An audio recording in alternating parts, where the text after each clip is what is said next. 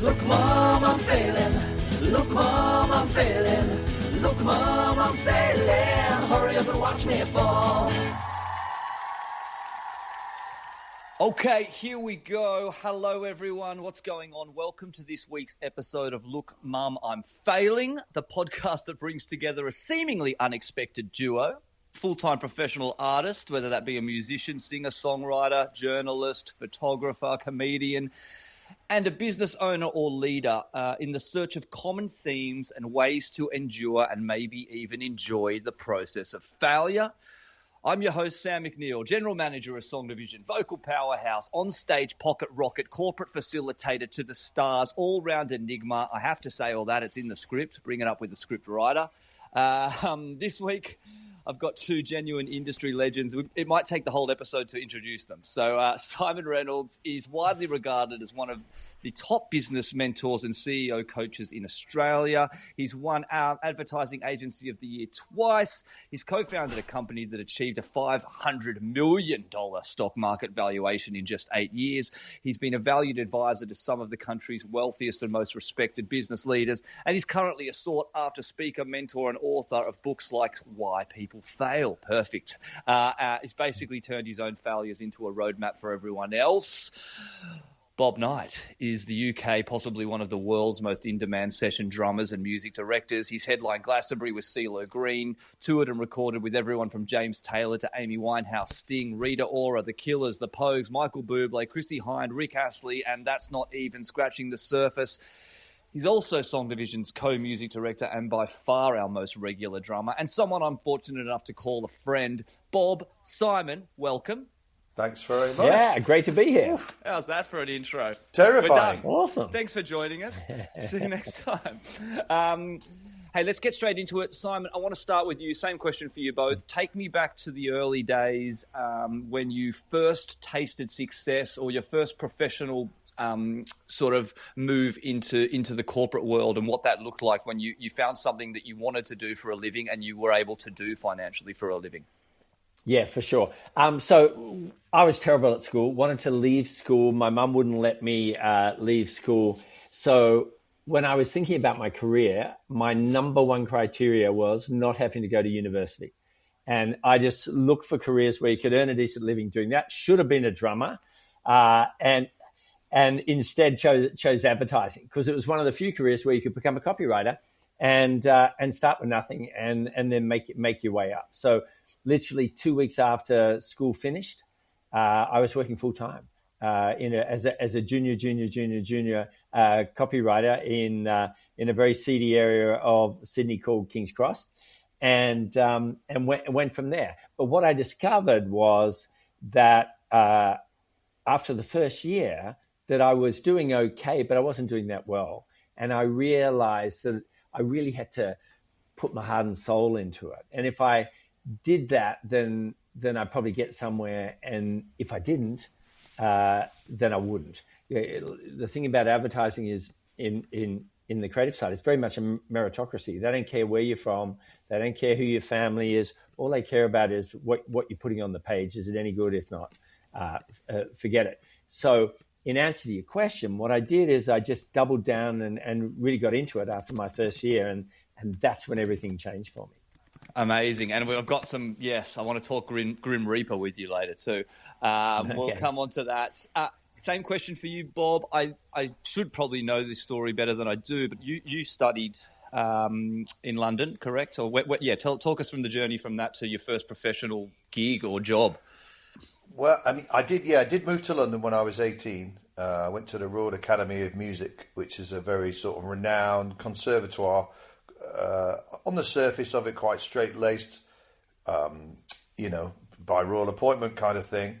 But I was studying jazz there, and their entrance sort of specifications exam, is very specific. They take, on the course that I was on, they take 8 people a year. So 1 drummer, 1 bass player, 1 guitar player, 1 pianist, 2 horn players and a singer, or maybe 3 horn players, depends who applies. But people apply from all over the world. The process of application, by post and then recording, and then you're invited to go for a whole day of kind of more of an aptitude test and a sort of playing ability thing. I don't think they necessarily take the best player. They take the person they see with the most potential, with the right attitude, with an open mind to learning, willingness to contribute and be part of a team, which of course predominantly is what being in the rhythm section, which is obviously what I am as a drummer, is all about. We're only as good as each other in a band thing. And I think that possibly some of the things I've learned over the years about business and that kind of stuff, there's a big crossover between music and the business world when it comes to teamwork, when it comes to collaborating and being open-minded and all that kind of stuff, which is I've always found quite interesting, which is why I kind of have two jobs now, one playing and one putting things together for other people. But in terms of my first professional career steps, I'd already taken them a long time before I moved to London. I was doing gigs from being about 12 or 13, local theatre groups, and not necessarily always paid, although they were later, but just in terms of experience of being around more experienced musicians, around older people from different, a bit like Simon says, nobody cares where you're from as long as you can play.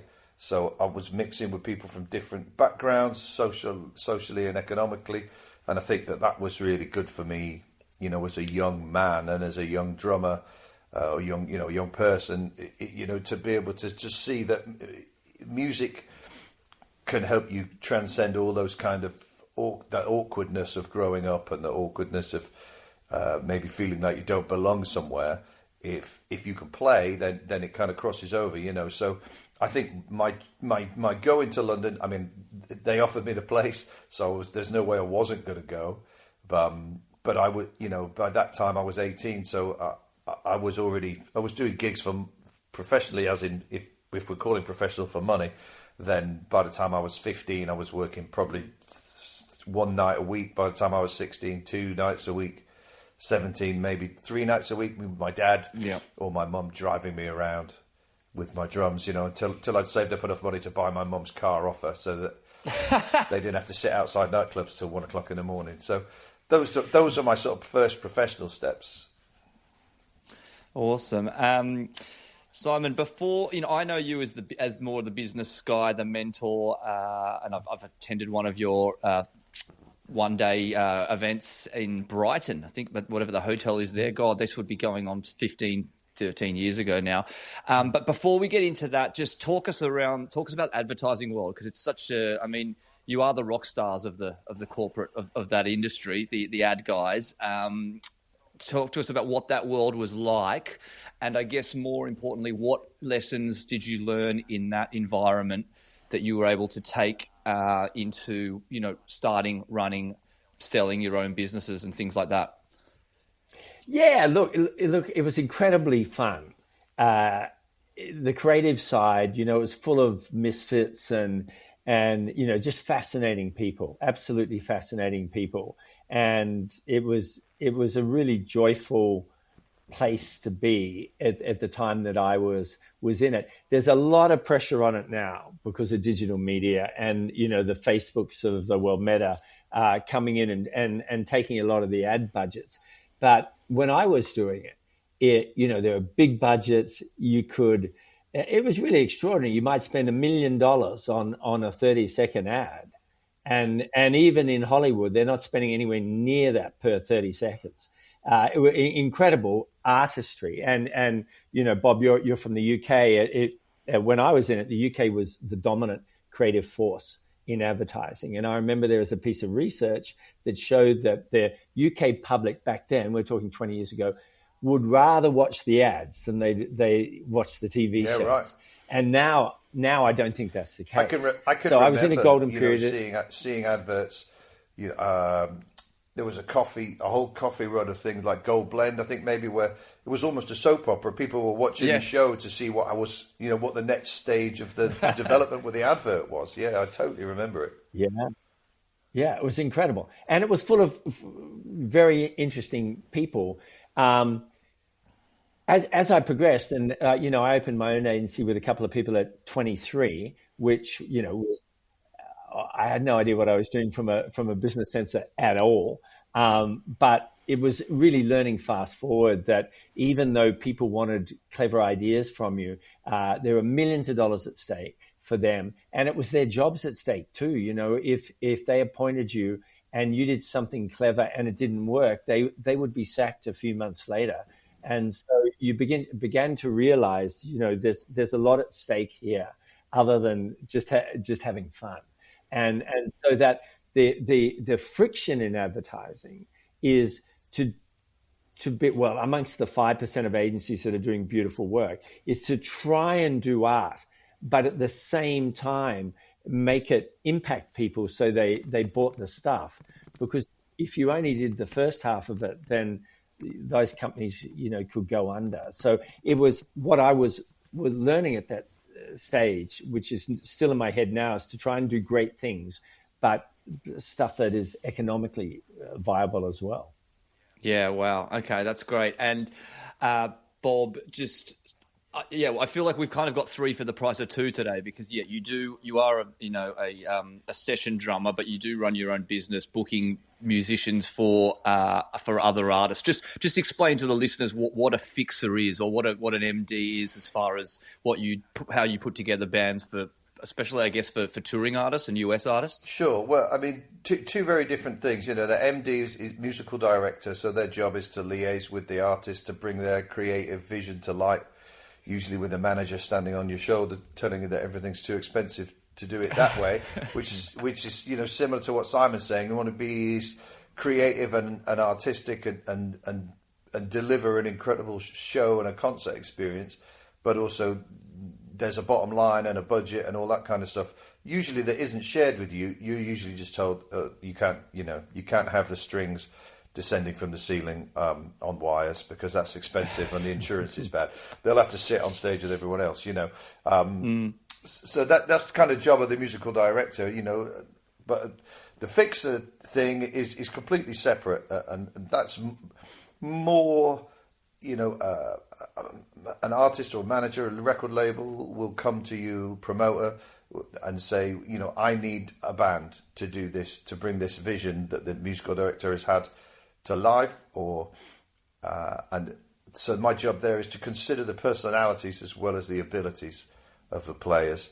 Like, it's, I might know a guitarist who's fantastic, but he might be outspoken, or he might be party animal or whatever, and they say, well, the artist is 15, incredibly religious. It's like, these two entities may not exist on the same wheeled vehicle for the next 6 months, So my job's to find the right sort of talent levels of players and abilities, but also the right personalities, and I think that's the key is to find people that can, as well as people that are sensitive to their environment, can understand how to behave and all that kind of thing, and so often I'll be brought in when maybe there's a core band, but they want to add people to it.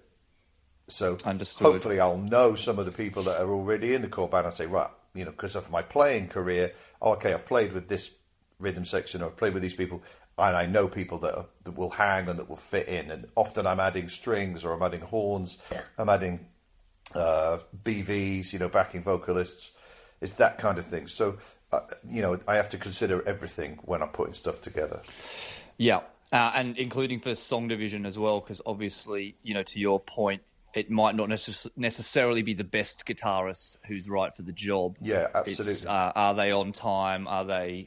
Do they present well? With song division, you're client facing, right? All day. So I can't have people who think they're above it, or like, I should have been at Wembley today, and now I'm in Halifax. Talking about sales targets or whatever. Like, right. They have to take it seriously, and they have to want to perform, and ultimately with song division, it's a fun, creative process. So if they aren't having fun and they aren't being creative, then they aren't the right musician for that job, for that gig. Yeah. And you know, the reason I still do it and I'm obsessed with Song Division, have been doing it now for 18 years, is because of people like you and how much fun we all do have on the job. So we take it seriously, we get the job done. I think we do a great job, but we all love it. Of course. I mean, and I think that's an important line, isn't it? Is that to take something seriously, you don't have to be serious. You know, there's always room for fun, and there's always room for light-hearted energy. As long as there's also a time to realise when you've got to knuckle down and get the work done. But that doesn't mean you can't do it with a smile on your face. Serious doesn't have to be miserable. I remember when I was under enormous amount of stress once in my 20s, and I had this ad agency, and I was being ground down by the circumstances. And Maradona came at the latter part of his career and did this match for Argentina against Australia, and I saw this photo in the paper of him practicing, and he was leaping up in the air, and his shoelaces were completely undone, and you know how football shoelaces are really long, and you would go, don't do that. Your multi-million-dollar ankle will get damaged. You'll fall over or whatever. But it really awakened me because he was just joyful, practicing without even lacing his shoes up, as you know, at the time, arguably the world's greatest or whatever. And that's why he was able to be so great, as he kept the playfulness at the same time as obviously he was under pressure. Yeah, and enjoying it. Which is a huge element. Before we get into failures, setbacks, fuck-ups, proudest sort of moment in that world, Simon, but, you know, I know you started Omen mid-20s. I mean, maybe was it the Grim Reaper ad? That seems to be, you know, from my research, what made you a bit of a household name. Yeah, look, that's probably the most famous ad, but you know, the joy, honestly, it's a lot of the tiny ads that hardly anyone sees. The industry might see it where you go, you know, that's something that's never been done before, or that, you know, that's something that, you know, gives us, you know, really moves the game along. And I got a lot of satisfaction from that moment when you come up with something great, and rather than any kind of external thing. Did it win an award? Did it not win an award? Did did we see it on TV or whatever? It's an incredible feeling, and I'll bet Bob's experienced this plenty of times in music, where you can create something great. And Paul Arden, the great creative director, said, "Look, they're not your ideas; they're God's ideas. They come in from somewhere else, and sometimes they come fully formed from somewhere else."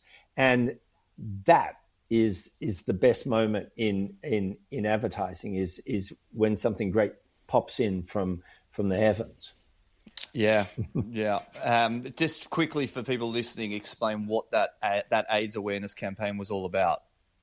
Well, it's an old ad now, and I think I was 21 when I did it. But basically, AIDS had struck in the world, and the UK had begun its advertising campaigns before Australia had, and they were pretty good creatively, but they did nothing. All the research showed that people were still having sex without condoms, and it didn't change anything. So what we had to do is an ad saying, "Look, you don't have to be gay or an IV drug user to get AIDS." You know, for a variety of reasons, a lot of heterosexuals can get AIDS too. And so,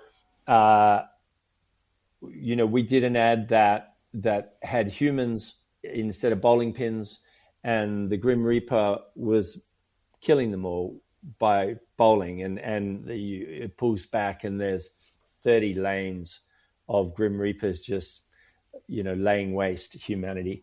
And it was very controversial, and it's I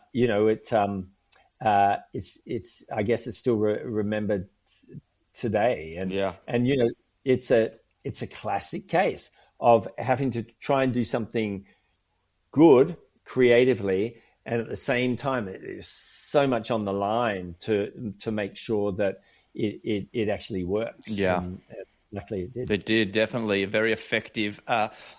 Bob, what, I know you were doing it professionally and making money from 12, 13, but what was there a specific gig or tour that you got when you thought, oh, this is it, I've made it at an early age that really set you on the course? Was it regular work, or was it a specific tour or artist that you wanted to work with? I mean, I'm still not sure about making it. Still waiting for that. Well, that's that a good point. Feeling, Yeah. Unfortunately, but I mean, I think my first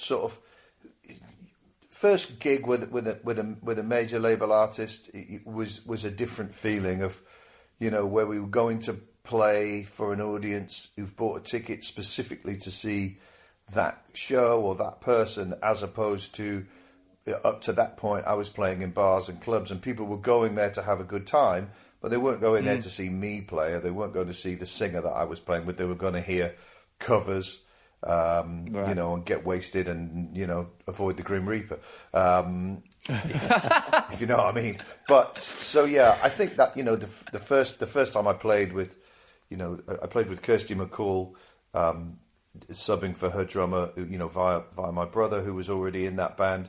I was probably 21, 20 maybe, and that was a good feeling, like intimidating and a bit scary, but good scary. And I think sometimes, I know it's an older saying, isn't it? Feel the fear and do it anyway. But I kind of enjoy that fear.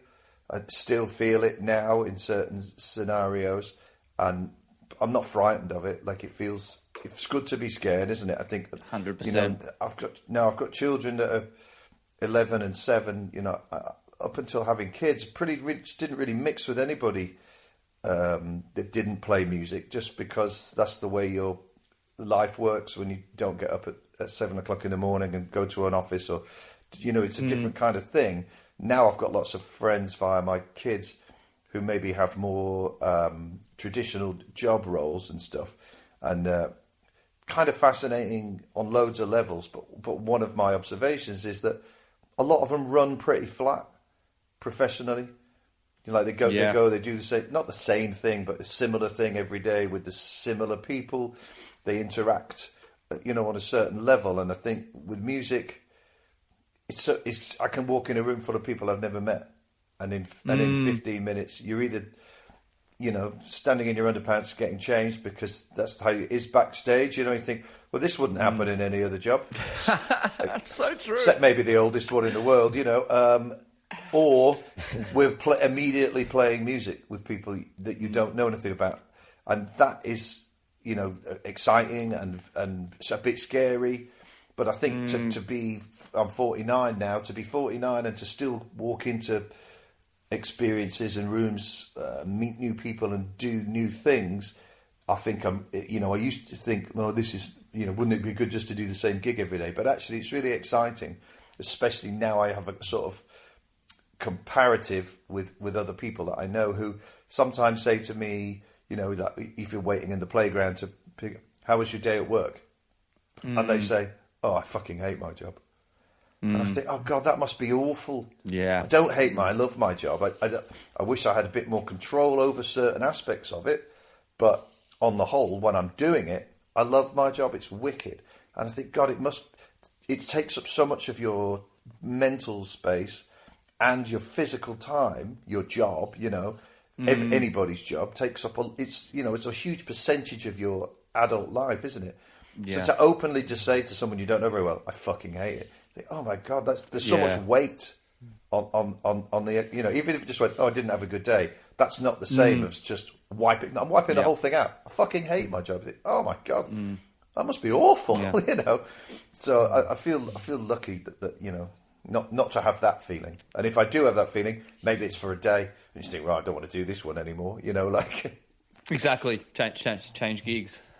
Change gear, or change mindset. But yeah.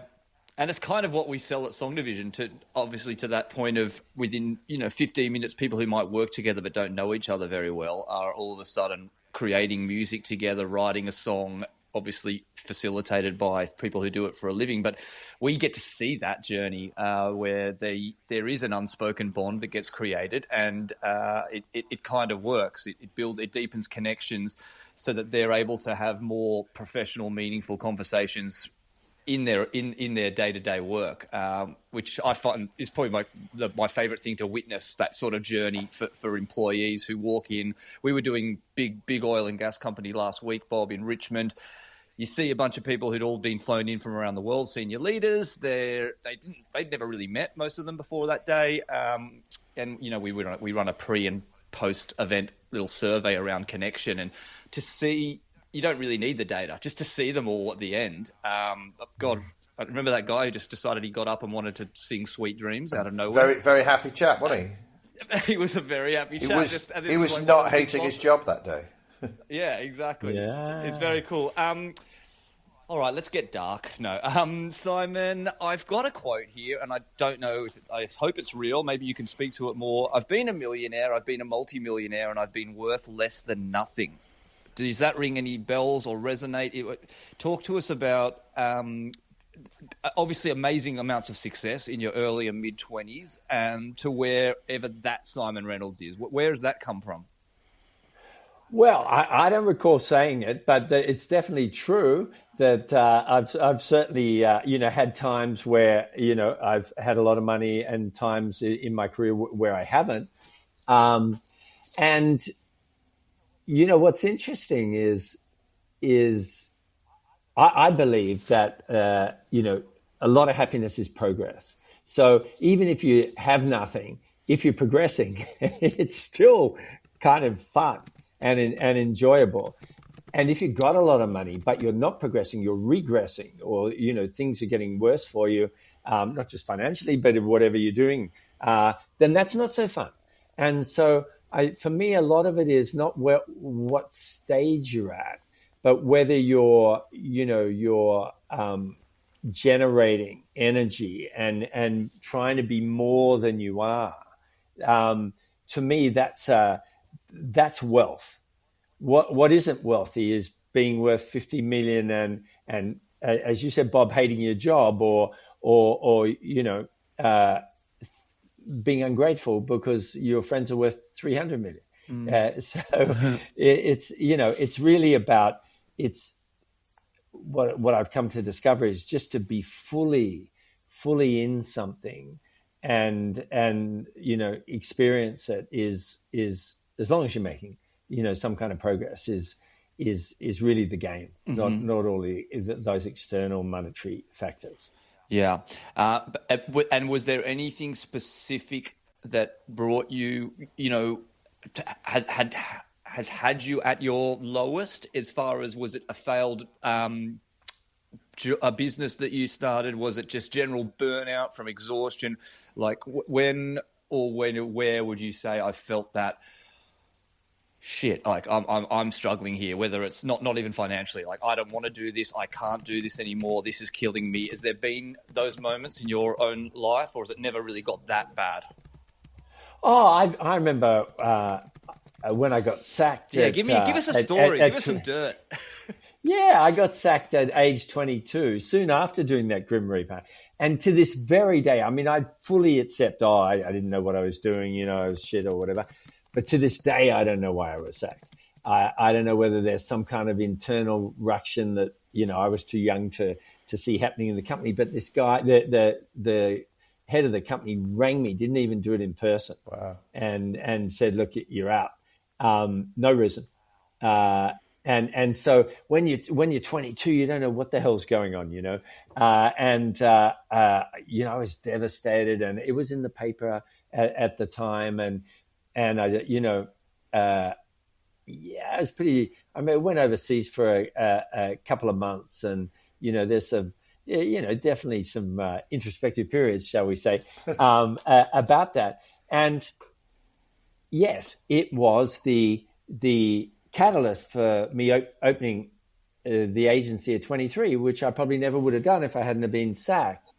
And there's this great Indian story and stop me if you've heard it. But I think it's so true. It's been so true in my life, and I think it's true in a lot of people's lives, where we don't really know what's good, and we don't really know what's bad. And the story is, there's medieval times, there's this Indian farmer, and he's got this horse, and the horse is really powerful and much bigger than the other horses, and so it can carry a lot of stuff and really help his whole life as a farmer. And the villagers say, "Oh man, you're so lucky, you got this giant horse. Mine's like a donkey, it's nothing.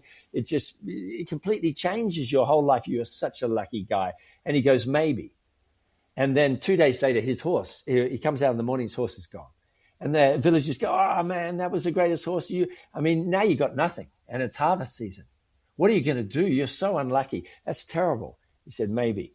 Anyway, a few days later, he wakes up in the morning and there's 15 horses out in the paddock. And so his horse has gone up, met all these wild horses. He's come down and he closes the fence, and now he's got 15 horses. They say, "Oh, you're so lucky." He says, "Maybe." Anyway, he's got this son, and his son is, giant and super fit and 6'5" and can lift 10 hay bales. And they go, other farmers go, "Oh, you're so lucky you got this son. He's incredible. He's amazing.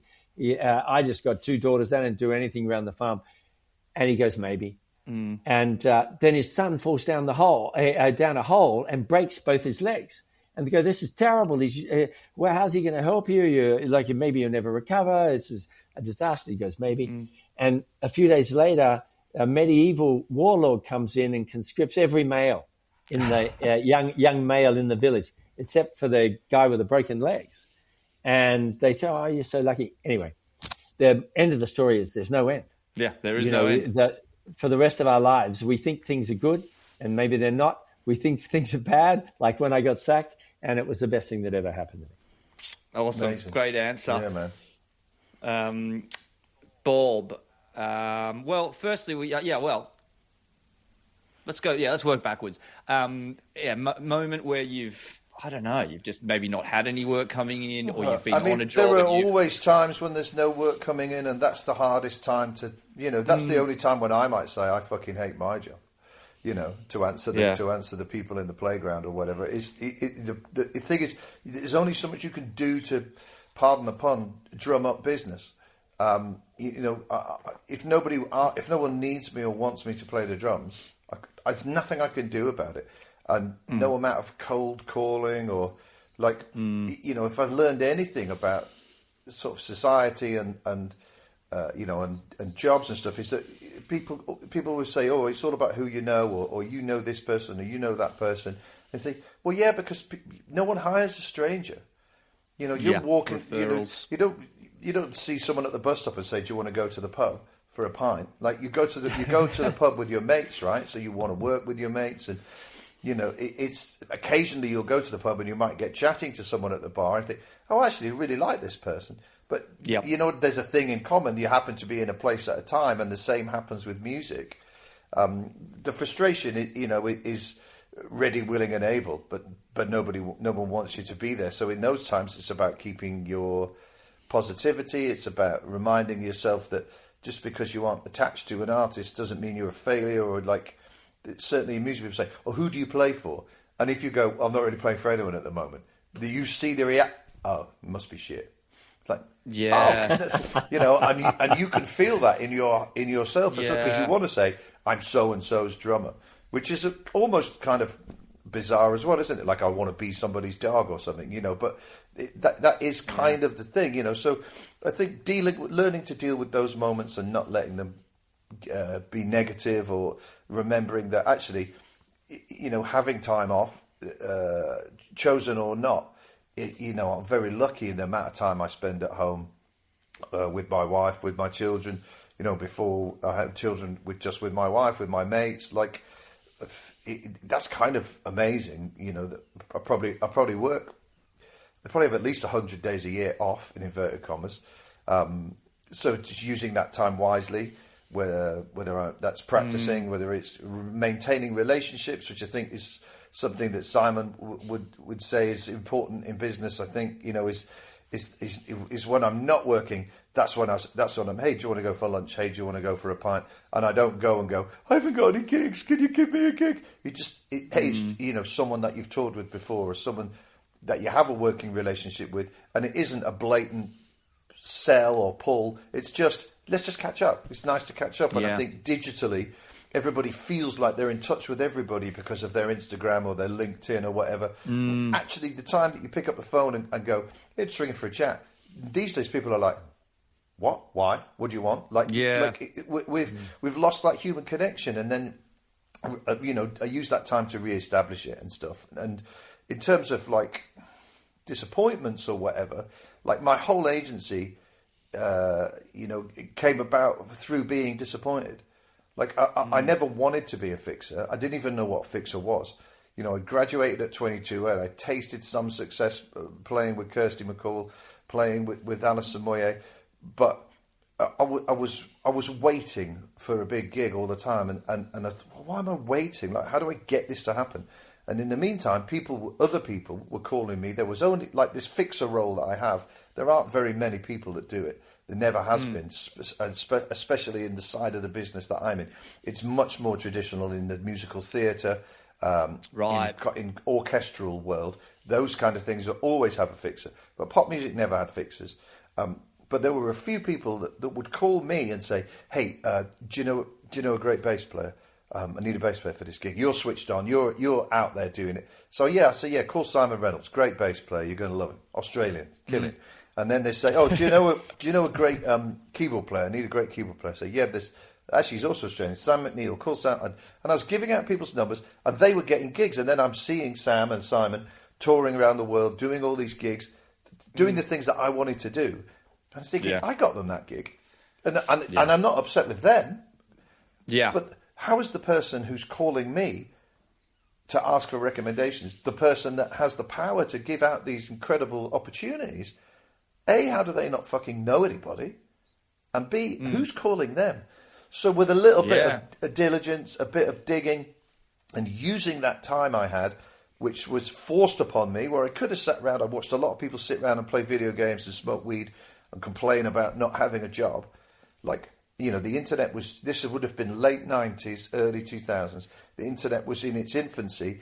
I didn't have a computer, but I had a flatmate who had a computer through his corporate job. So he would lend me his laptop in the evenings. And I began researching, looking up record labels, looking up management companies, looking up like who are the people that need musicians, and how do I get in touch with them? And there was a book called Showcase that was as thick as a Bible. And I remember it was 55 quid. I didn't have 55 quid to buy it. Whoa. But I was in London, the British Library has every book in the world. So I'd go to the library with a pen and a piece of paper and a pencil and write down all these names of management companies, of record labels, and they all had their emails in them. So I could, but just a general inquiries one. So then I used that to guess what the suffix of I had the suffix, I had the at Universal Music or at Warner's Music.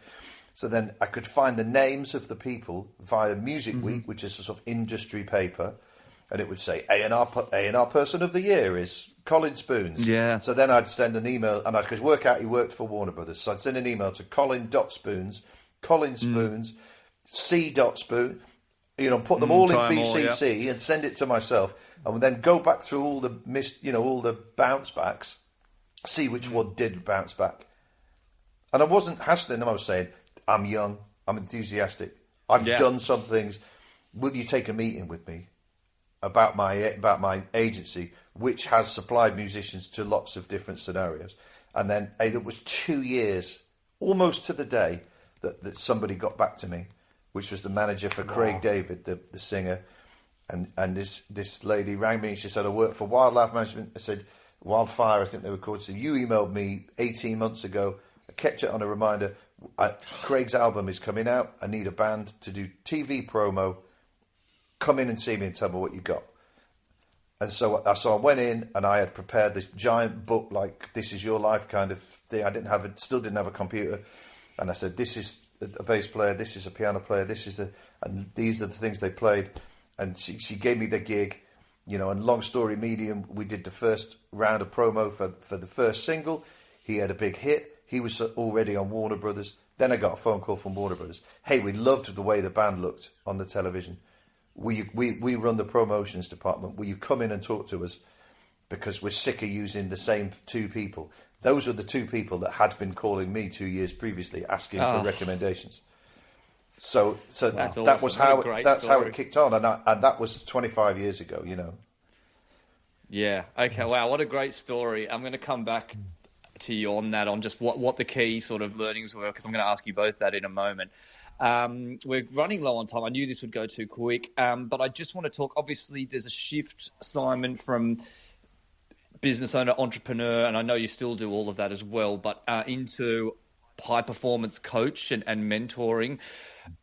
Was that what started that journey? Was it just having these learnings that you wanted to share with other people? Was it seeing other people struggle? What got you into the world of coaching and mentoring for others? Well, I left my company, the publicly. Yeah, Photon, yeah. Mm-hmm. And went to LA with my now wife. And I just, I'd been running my own companies for more than 20 years. And I just did not want to start another company in America. But I was too young to retire. So I thought, okay, I'll just mentor people. I'll mentor entrepreneurs and CEOs. And then all of a sudden, fast forward, 15 years later, I'm still doing it. And what I like about it is you get really close to people who are doing amazing things and are usually really nice people, and you can really help them. Like you're half therapist, half football coach, half strategist, and so you're this combination of things. And often these people don't have anyone they can trust to talk to that actually knows a little about business, and yet can be there, to be someone to listen to their situation. And it's been really wonderful experience. Yeah, well, you're incredibly good at it. I get your. I'm not sure. I think it's more regular than monthly. I got one at 4:42 this morning from you about raising your standards. And no, honestly, jokes aside, like it's there was a bit in there that sort of touched a bit of a nerve. I think I'm struggling a little bit around clarity and focus at the moment and my output. So it was just a really nice timed email that I read this morning, just coincidentally before this. So, thank you. You share so much for free. And so thank you from me. For both of you, because Bob, you're a mentor too. You are you're a wise sage, and you're always trying to help out other, young MDs and musicians. Is there anything? I'll start with you, Bob. Is there anything you're saying to them that's which is coming up, which is the common lesson? Is it just slow down, be patient, or don't let the setbacks and the rejections get you down?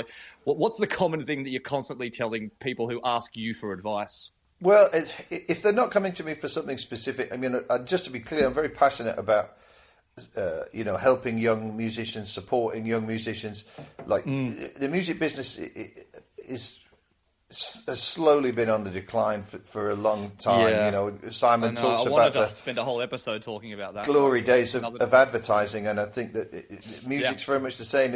Everything's been diluted by the metas and the digital and the sort of immediacy of everything, and I don't know, it would definitely be a different episode and probably a different podcast, But I often try to remind young musicians that if they're making a living playing music on any level, on every level, whether it's they're teaching a bit, they've graduated from college, they're teaching a bit, they're playing in bars, they're playing clubs, they have to celebrate themselves. That it's such an achievement to make a living doing something you love. Yeah, all right, they're not making millions, they're not making hundreds of thousands, but if they're surviving, living in one of the most expensive cities in the world here in London, with its ever-changing sort of economics, and they're doing it purely with their instrument, like they have to take the time to applaud themselves and to say well done, because there's so few people doing that. Yeah. You know, and yes, it's frustrating, and yes, you wish you were doing more. Use the downtime to get better, to practice, to look at the people that are doing the things you wish you were doing, and try and decipher what sets them apart. Like, how can you manifest some of those skills? How can you, take on some of those things? And also, I remind them that everything they see online is not reality, because everything is portrayed as private jets and fancy hotels and big bags of money, and the reality is very far from that. So if anybody's getting into music because they think it's the key to riches, they're in the wrong business. Unfortunately, you mean Song Division doesn't fly you around on private jets? Still waiting for the jet, Sam. Yeah, I mean, I've been, and candidly, I've been on one jet my whole life. And it was basically because the airport was closed, and it was the cheapest way to get us home, even though it was expensive. It's not common practice. But that is my kind of general message to young people, or I know people that have done it, are sticking in it, but to constantly evolve and keep up with the technology of it. But just to give yourself a pat on the back every now and again, because it's not an industry where anyone else is going to do that. There is no middle management. There is no CEO.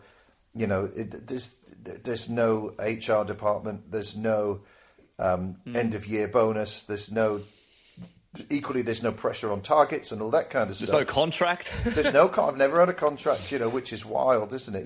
It's crazy. I've done so many things, or do so many things on strength of word and personality, and I still believe in that a lot. Even though, you ask about fuck-ups and failures, I've been let down by people in the past, and I suppose that I would put the fuck-up failure section of that onto me putting my faith in someone and them either... Yeah.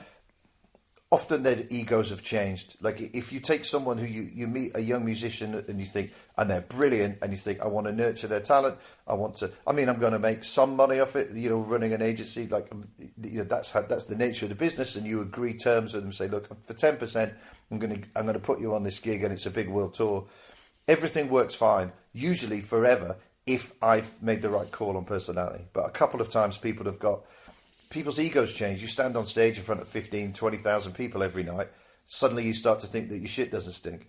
And then they go, I don't want to do this through you anymore. I don't want to pay this commission. And, and all I can say in that situation is, okay, well, I didn't make you sign anything. Maybe that's bad business. Simon would be able to give me some advice about it. But that's the way this industry works. And every time, it's only happened maybe 3 times in 25 years that someone's completely cut me out.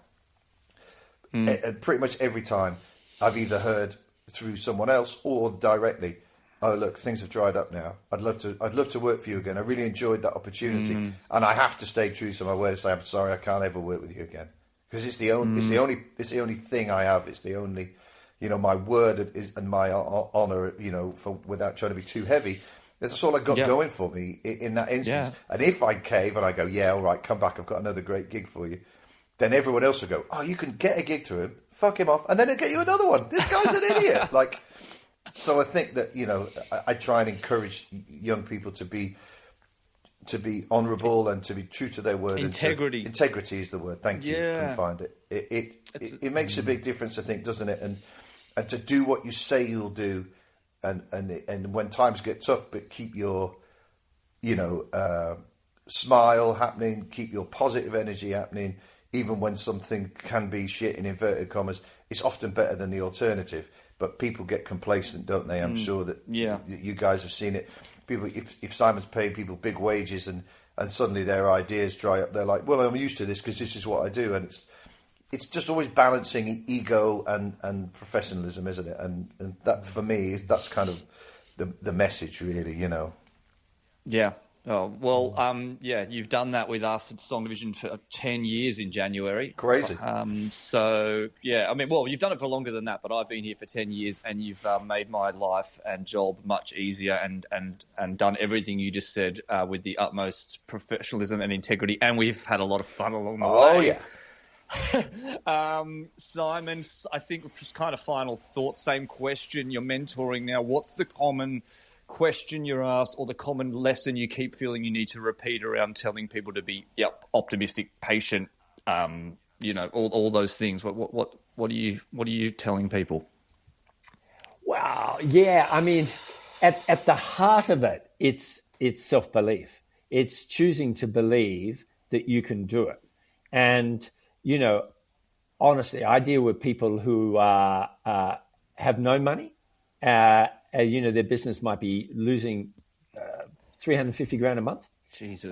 And I deal with people who have made several hundred million, literally. Currently, both those scenarios, right?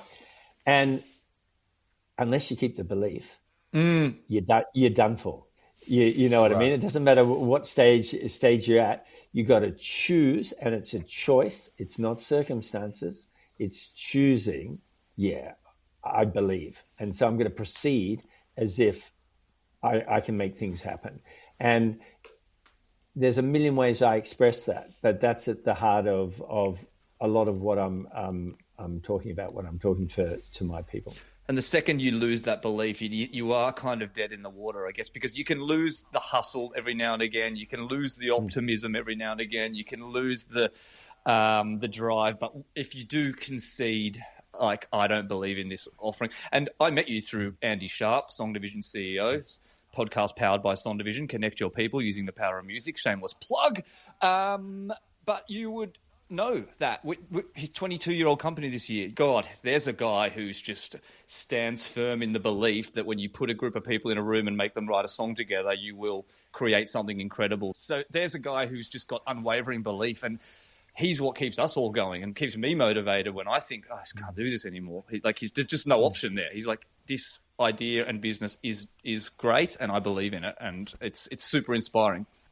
And it's an astounding company, Song Division. I mean, it professionally creates delight. And I mean, how many companies could ever say that? It's just extraordinary what you guys produce. Yeah, no, I feel super grateful, obviously, and I get that energy and belief from the top down. We can talk about that's a whole nother conversation around workplace culture as well. Guys, absolute pleasure. Thank you so much for being on. Bob, I need to get your whole family on. Your brother's an amazing sax player, producer. Your wife is probably the UK's most in-demand harpist. I'd love to have Camilla on. Yeah, man. Simon, I'm sure you know a million business leaders I should get on here. This has just been an absolute pleasure, and I know it's going to be super valuable to my 3 listeners. Thank you. Thanks, guys. Thanks, man. Pleasure. It's really nice to meet you, Simon. Yeah. And you, Bob. Really, really fascinating. You guys should definitely catch up if you're in the same city at some point. 100%. I'd like to subscribe. Sam, can you send me? Yeah, I'll Simon's forward you it. It's bloody brilliant. I need some help with that stuff. Be good. Yeah, check it out. Thanks, everyone. Until next time, stay safe. Remember, life is better with music. Bye for now. Bye-bye. 1, 2, 3, 4. You piece of Look, Mom, I'm failing. Look, Mom, I'm failing. Look, Mom, I'm failing. Hurry up and watch me fall.